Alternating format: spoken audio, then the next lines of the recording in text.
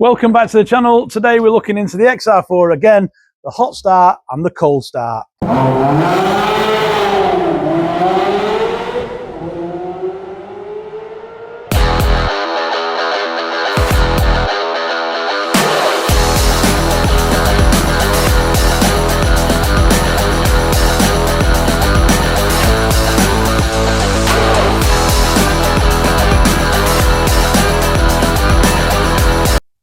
So let's take a look at that cold start to start with. That's here, that's easy enough. I'll show you what we're doing there, and I'll try not to get too distracted with the door cards along the way. There's a little test I want to do. I'll show you this now. So I believe this air valve can allow too much air through on the cold start. So to check that, cold start it, what it's going to do, it's going to go up to 3,500 RPM, because that's what this is doing. And then you clamp this hose or this hose, and that'll tell that if that drops straight away, that should tell us that this isn't doing what it should be doing. It's allowing too much air through on that cold start. I'm not sure what's inside that. If that's the case, I'm going to take it off and have a look and see if we can service it. So that's cold start. We're going to look at that. And then the hot start, that's another issue. We're going to look at that separately. I think with that, we're just waiting for, I've ordered a CO2 smoke tester. So when that comes, we're going to set the carbon, we're going to set the emissions, set the fuel, set the air, set the idle. And I'm hoping that that alone will just solve that hot start, basically, because everything will be doing as it should be. If something's a bit off and it's not quite liking it when it's hot, fingers crossed that's the case, but who knows.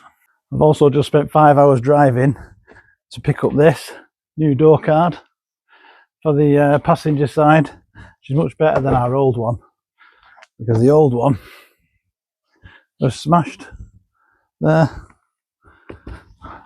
5 hours, but I did get a little bonus while I was there. They had a wealth of spares. I had a little rummage through and I managed to find this little beauty to replace the horrible sad one at the front of that. Really happy I got that. It took me a while to work out which side it was, because that's upside down, the writing, but we took a guess. We got the right side, thankfully, so we can pop that on as well. It doesn't actually take much to make a car start to look better, you know. Once you start tackling all the little things, that light there, you can see how it's dark. That'll be nice. So I'm going to change them number plates as well when I get a chance. We've done the 4 badge, so that's a little neat. And we've got to meet with the chap who's doing the interior on Sunday. So currently the car's got no door cards in it, no door locks, because we've took them out and stripped them down. And we're going out in it in a couple of days, so we better get cracking. How long does it take to post door locks from Germany? I ordered them yesterday. I think they'll be here tomorrow. DHL, 2 days. Chance we might get them Saturday morning. I won't put the door cards on until last thing, just in case, because knowing my luck, I'll build it all back up and they'll arrive and I'll have to strip it down again. Standard. Well, this just wants a little bit of gluing across the top, which we'll do now. And then while that's drying, we'll have a look at the air valve. Ta-da!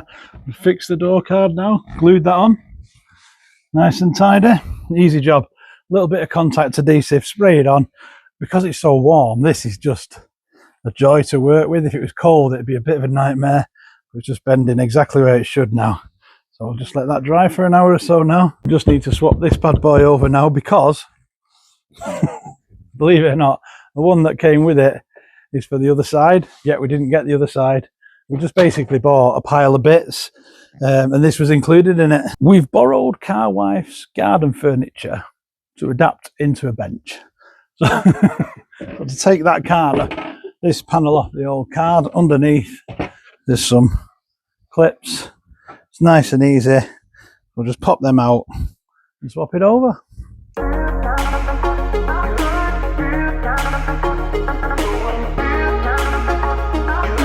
That's the door card sorted. We'll leave that to dry and then we'll clean it up and pop it back on once the door locks have arrived. Easy peasy. Moving back to our science experiment, we checked it out the other day. It'd only been under for a couple of hours. It's been under overnight now. Let's pull it, our very scientific piece of oil leakage measurement device out and check it and see where it's at.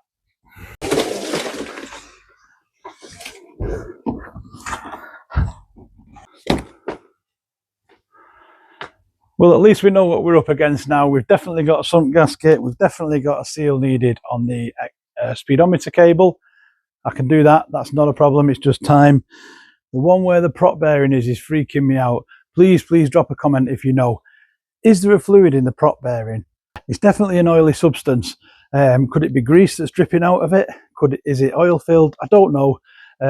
Drop a comment, let me know if you know. Please save me a load of time, and maybe I'll just order a new one anyway. Can you get a new one? If so, where from? Help is needed. See, it might sound daft that, and it might seem stupid, and we're just doing science and it's a bit of fun, but what it's actually done is it's given us some really solid results, hasn't it? Now we're not chasing our tail, we're not lying under the car, we're not looking at things. We've got solid results on where them leaks are coming from, and now we can target them leaks. But I'm not going to do it in summer, I'm going to do it in winter, because that's a job for the ramp, and I've got to free the ramp up with some projects before this can go on there. So in the meantime, we'll hang that on the wall and we'll crack on with this air valve. Hopefully solve that problem. Cold start, first job. So we fire the car up, and as you can tell, it's running at 3,500 RPM, which is far too much. So let's get the test on now. If we clamp them hoses, one each side of that valve, that should show a reduction in idle speed if there's a problem with that valve. Clamp the hose to the right, and if you listen closely, there's a definite drop there, isn't there? Like the one to the left, it's a little bit more difficult to get on with the grips. And there is another drop again. Yeah, we're into the valve. Defo.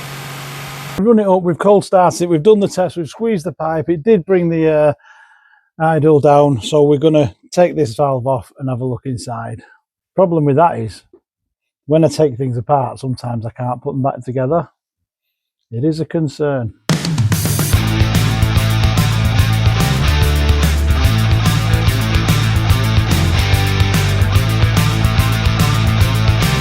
Looking at this now, it's obviously a sealed unit. I can't get into it. That doesn't open it up.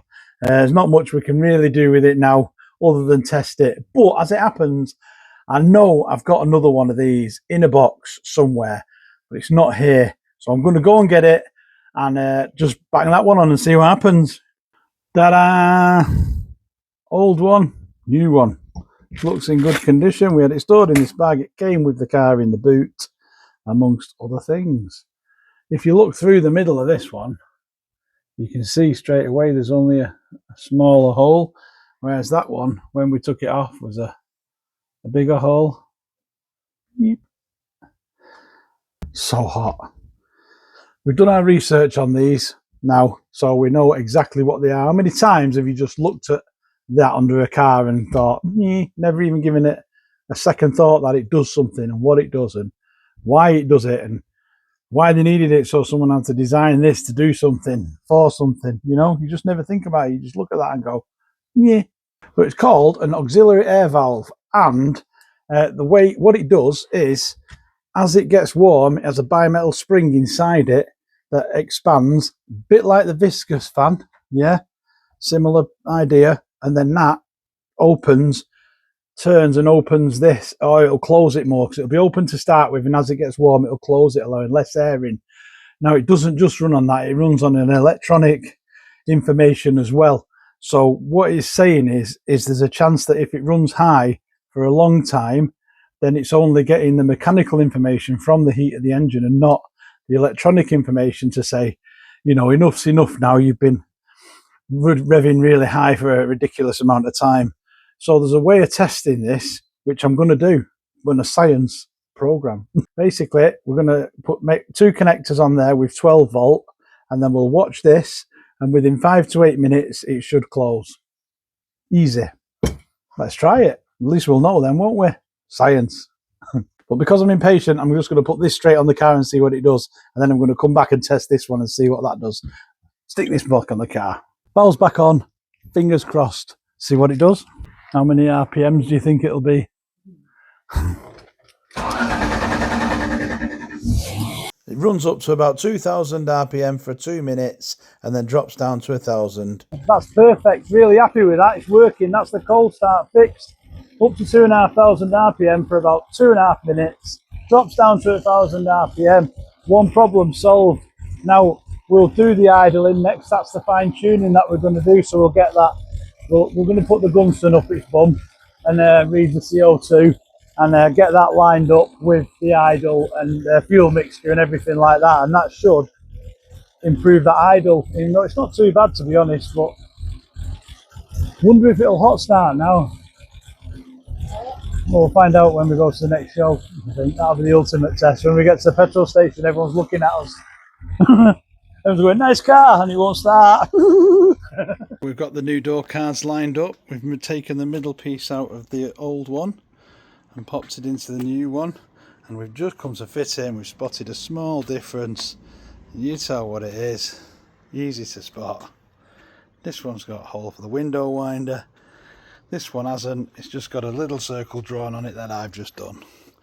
Now we're going to have to cut it. No pressure. This air valve, we're going to test it now by, I'm going to have to make a piece of wire and put 2 clips on the end, put another clip on that end. I made this to test something previously, but they're the wrong size, so I'll swap them for smaller ones.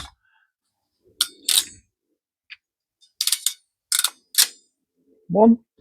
So we've made yet another highly scientific testing device. It is clips to plugs. What we're going to do with it, I know you're asking. Well, let's show you. While we're on the subject of old school, highly technical testing devices from back in the day, this is something I've had since I was 17. Now that is a proper, the ends are soldered, so it lasts for longer. We've got our little bulb. It's a 12 volt test. So when you didn't have a multimeter, you could test for voltages. Poor man's multimeter. Brilliant. Made that when I was 17 years old to test things. And I'm only 21 now, so only 3. Thinking about it, I'm surprised that bulb still works, to be honest. Right, on with the air valve test. According to legend, in the Haynes manual, or was it Haynes manual that taught me this? Or it might have been ChatGPT. I'm not sure. One of the two. Electrical connectors that help this open. It does open off an electronic signal and the heat of the engine. So if it's solely relying on the heat of the engine, that can cause it to rev for longer. So to test that it's getting its electronic thing and it's actually working, it says plug those in, which we've just made. If you look down there, you can see through it somehow, if I get the right angle. I'll just wedge that like that. Please hold caller. Maybe put a pair of pliers in there. What do you think? No, screwdriver. Screwdriver's got to work, hasn't it?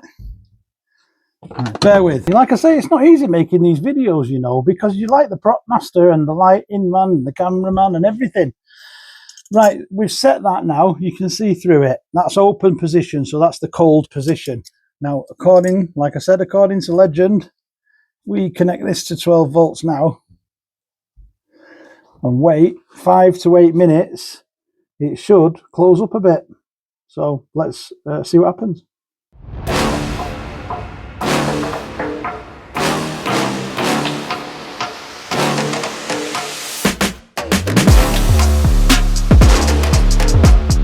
Minutes and no change whatsoever down the barrel. So that tells you that this isn't receiving an electronic signal, potentially just relying on the heat of the engine, which could explain why it's taking so long to heat up, or either that or when I fiddled with this nut I broke it anyway.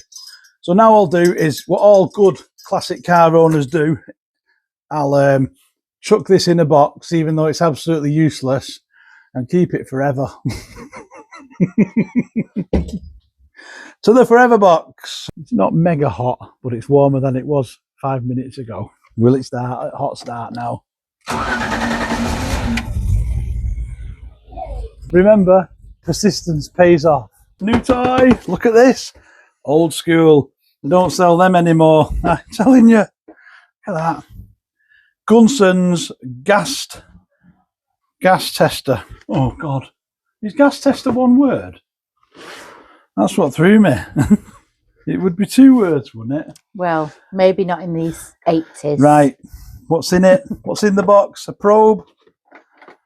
A little wire thing for going up its... Check this out.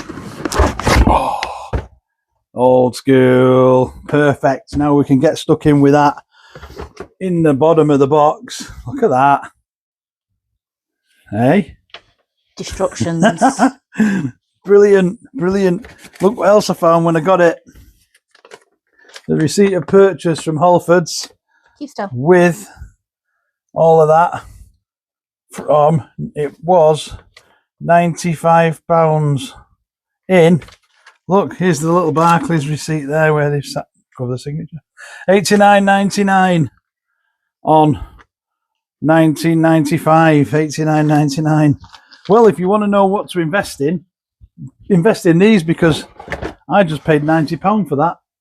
So it's actually made a penny in a lot of years. 95, 2005, 30 years it's made a penny. I've read my instructions. 2 prongs on the battery. This one goes on the coil, which then gives the machine an RPM, which is, I think, quite clever for the age of it. And then we read some stuff on the screen. And I need to write things down because I've got a memory like a goldfish. So I've wrote down all the results I want to get to. I've got my CO, my CO2, my hydrocarbons and my O2. Let's pop it on the car, warm the car up first. While we're waiting for that to come up to temperature now, we've got the Gunson connected to the battery. We've got our coil connection and there's our leads. Imagine the technology, imagine doing this. Just calibrating the machine now out the exhaust to 2. And it seems to be going down. I think you've got to warm, it says it's got to warm up for 10 minutes and then you can calibrate it to 2 when it's warmed up. 10 minutes is ages. Can't wait 10 minutes. Could be out test driving it. Could have had another brew. I know. I'm going to do for 10 minutes. Well, I could be sunbathing like I was doing. I could be eBaying.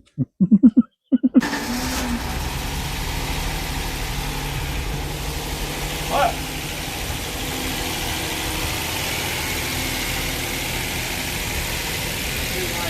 Like a new toy. What's he gonna do?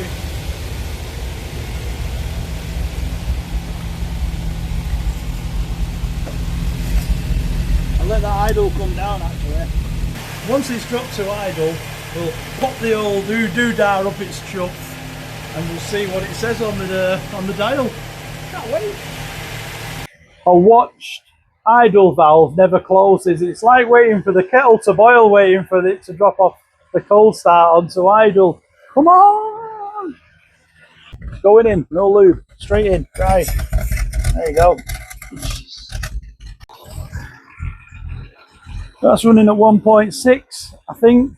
1.6, and it's saying it should run, what did I say, 1 to 1.5.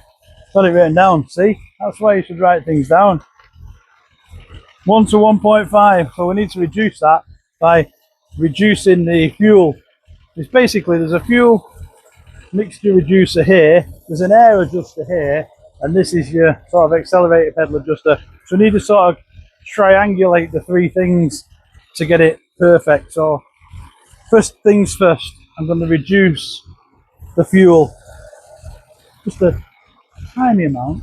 I think anti-clockwise is the way. Probably going to cut out while I'm doing it, so maybe I'll just wind that up a little bit. Anti-clock it.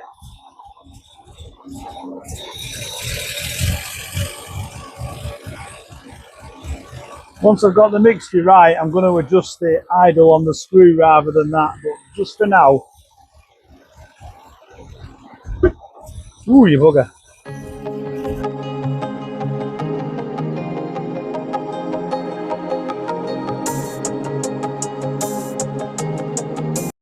Okay, I think I've got carbon monoxide poisoning now, so if I don't make much sense, that's why. Screwdriver to adjust the big air screw, 3mm long Allen key for the fuel mixture, and a pad to write it down because you need to remember what you've changed in case you need to put it back or whatever. It's just handy. Like I say, my memory doesn't work, so I've just spent about an hour wrestling with it. We got it so it hot starts, but it wouldn't, then it ceased to idle. So now I've managed to find a sweet spot on the fuel, I think, where it's not too rich, it's not too lean. I could tell it was getting too lean because when it was struggling to idle, it was pinking a bit. So we've got that just outside that zone of pinking. It doesn't seem too rich at the minute. We've got the 2 idle adjusters done. It seems to idle, it seems to hot start, so we're in a win-win situation at the minute. I feel like it's running right to my ears, my eyes, my nose. It's running how I think it should run now. It's idling, it's cold starting, it's hot starting. What more can you ask for? This machine now takes 10 minutes to calibrate. It'll calibrate down to 2%. Once it's calibrated properly down to 2%, I'm going to try it again and see what it reads. Hopefully it reads what it should read, but there's nothing to say that this really 1995 machine is actually reading right anyway. But if it's somewhere in the zone, we're going to take that as that's okay.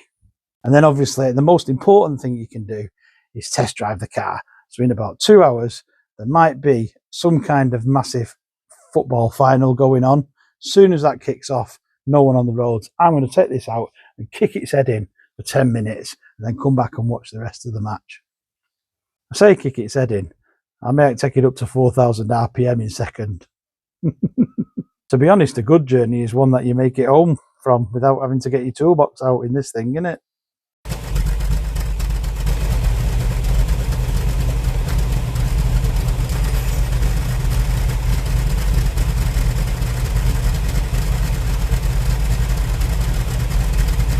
Result, see that then, 1.2% on the Richter scale, on the Gunson scale, perfect. We've got it dialed in. It's idling, cold starting, hot starting, idling, and the emissions are where they need to be. The timing's set. All that's left to do now is just check it out and enjoy it and hope that we don't have any problems with it whatsoever. Those little fine tunes, we'll let it cool down now and it's really cold, and in the morning we'll see, and hopefully that cold start will run its course, then the hot start. We'll stop for petrol and we won't have to get embarrassed because everyone's looking at us at the petrol station going, nice car mate, why won't it start? We've got the hot starting, the cold starting, and the idling. We've got the emissions where they should be. So the next thing is just to take it out and give it a test. So we'll take it out tomorrow, give it a run, and fingers crossed we've got it. It might just need the little fine tweak here and there now, but I think we've got the bones of it. Please like, please subscribe. It's got to be worth subscribing, even if it's just for this bad boy. Anyway, thanks for watching. I'll see you in the next video. Adios.